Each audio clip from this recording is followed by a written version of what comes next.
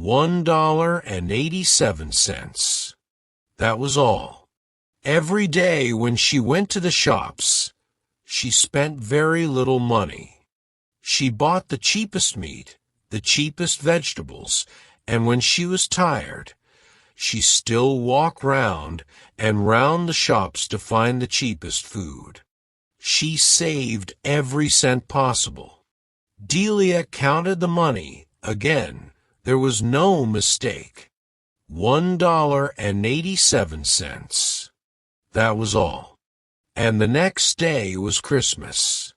She couldn't do anything about it. She could only sit down and cry, so she sat there in the poor little room, and she cried. Delia lived in this poor little room in New York with her husband, James Dillingham. Young, they also had a bedroom and a kitchen and a bathroom. All poor little rooms. James Dillingham Young was lucky because he had a job, but it was not a good job. These rooms took most of his money. Delia tried to find work, but times were bad, and there was no work for her. But when Mr. James Dillingham Young came home to his rooms, Mrs. James Dillingham Young called him Jim and put her arms round him, and that was good. Delia stopped crying, and she washed her face. She stood by the window and looked out at a gray cat on a gray wall in the gray road. Tomorrow was Christmas Day, and she had only $1.87 to buy Jim a Christmas present. Her Jim. She wanted very much to buy him something really fine, something to show how much she loved him. Suddenly Delia turned round and ran over to look in the glass on the wall. Her eyes were bright. Now, the James Dillingham Youngs had two very special things. One was Jim's gold watch.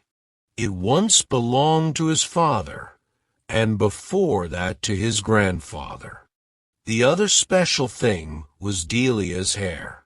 Quickly, Delia let down her beautiful long hair. It fell down her back, and it was almost like a coat around her.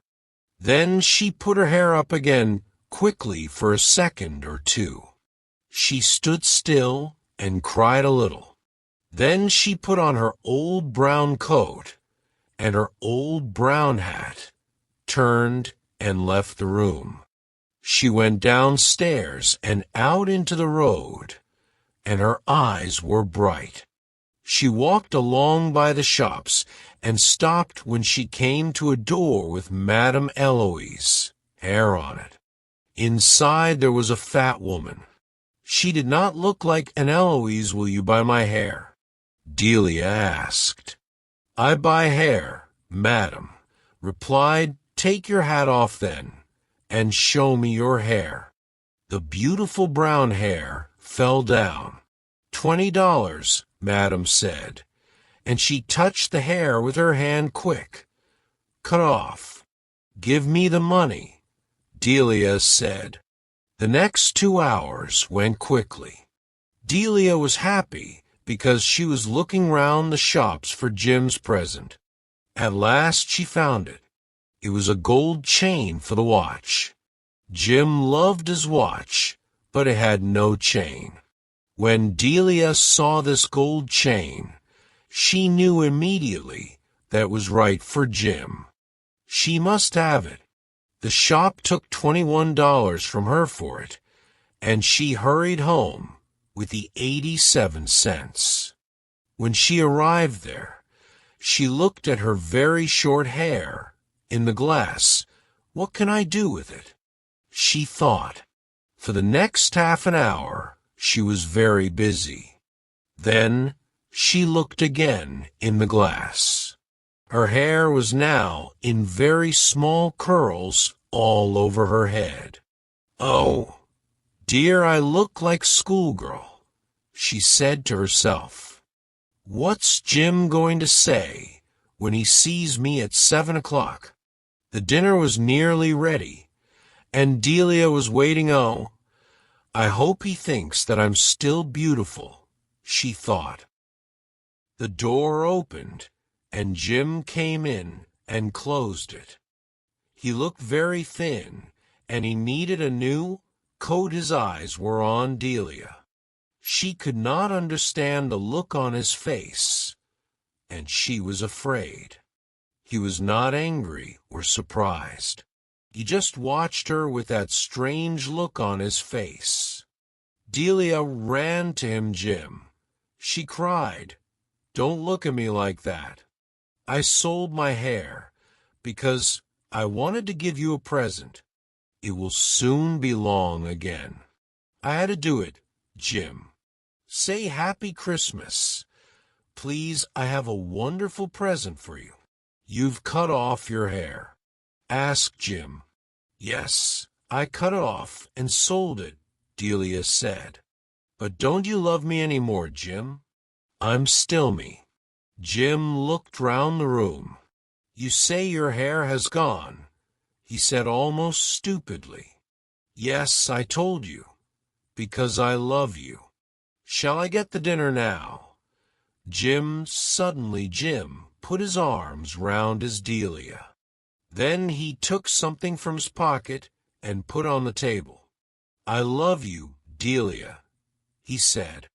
It doesn't matter if your hair is short or long, but if you open that, you'll see why I was unhappy at first. Excited, Delia pulled off the paper. Then she gave a little scream of happiness. But a second later there were cries of unhappiness because there were the combs for her beautiful hair. When she first saw these combs in the shop window, she wanted them.